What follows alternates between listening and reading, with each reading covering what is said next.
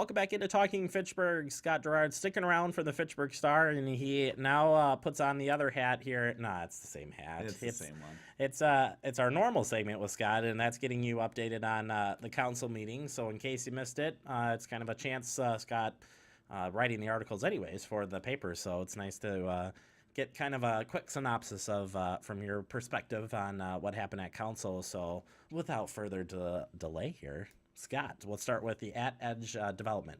Yeah, so I would say the biggest thing to come out of Tuesday's meeting was some developments with the at-edge development. It was a horrible pun, and I apologize. The council actually... It doesn't capture, on paper it's like, yeah, that nailed it. Exactly. TV. It sounds worse when I say Don't it. worry, you still are better than me. Don't worry, you're good. You're good. So the council didn't actually discuss this development in open session at all. Their discussion was all closed session, but the developer spoke at the beginning of the meeting, and it was pretty clear. So the developer was requesting an increase in TIF money that the city has offered. They initially offered up to $11 million in some tax increment financing for this development, which would have added 500 plus units on the landfill site off of County Highway MM. It was pretty controversial when it was originally proposed. Some people showed up to oppose it, but it got zoning approval. It got some wetland dedication approved as its parkland dedication, which was a new thing for the city. So there's been lots of steps toward this. The one thing that it was waiting on was a developer's agreement that would outline the finances. And so the developer was requesting an increase of more than $2 million for that, and told the council during his testimony that the development would not happen without that increase. Well, the council only met in closed session. City Administrator Pat Marsh told me in an email that the council decided to leave the current offer on the table for at edge. So we don't necessarily have the final word that it's not happening, but based on what was said Tuesday night, it sounds like that proposal might be dead. So we'll have to see if that changes anytime soon. But certainly an interesting steps in that proposal. Absolutely. Another piece moving forward is Fitchburg Days. Mm-hmm. So, the celebration's been going on for years now, and it is set to happen again May 18th to 20th this year. The council approved some permits for it, noise and alcohol sales, and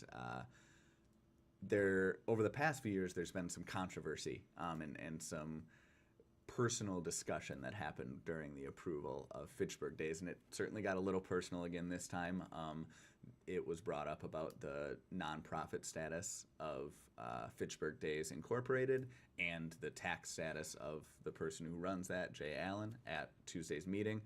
It was pretty congenial, though, compared to the way it's been discussed in previous years. So it was a pretty respectful discussion on Tuesday night, and in the end, alders unanimously approved the permits. So as there were a few conditions that the committee has to meet, but as long as they do, that'll go on May 18th to 20th, as it usually does. Yeah, and we'll get you more info as that gets a little bit closer here on exactly what will be happening at Fitchburg Days. But I'm sure Carnival, great food and great chance for families to come out and get together to kind of the kickoff to summer, if you will. Also, you had we had the approval for the fire station for picking a contractor. Yep, so the East Fire Station, second new one the city is building in the last couple of years, which is exciting for the city. They approved a bid from Myron Construction for $6.36 million, which was a little under what they had expected for it, so that was good to see for them. The same company worked on the West Fire Station, so work is expected to begin there pretty soon. They're hoping for occupancy right now by 2019, so I'm sure that there will be machines going on over there. I know the city, now that they have a bid approved, is going to work toward a groundbreaking ceremony to celebrate that. Yep, that's a good point. Once we find out what that is, certainly we'll share that with you. Scott will as well through the paper. So looking forward to that. Crazy in 35 years that we're talking two fire stations, but just shows how the city has grown and where it potentially could grow. So Absolutely.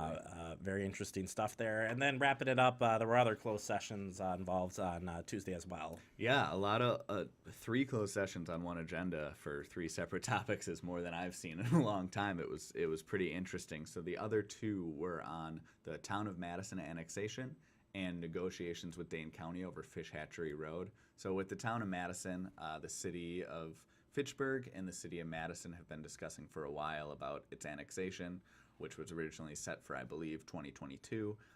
And last year 2 years ago, there was some discussion of moving it forward, and there's been a lot of back and forth. So the city Fitchburg Tuesday night voted in open session to reject the town of Madison's counteroffer.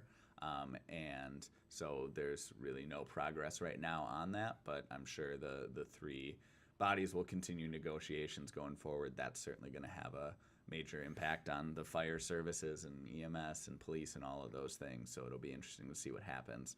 With Fish Hatchery Road, the county and city were working on an agreement to have them split some of the repair costs to reconstruct that road, but it would transfer control of the road to the city. Some alders were concerned about the long-term implications of that.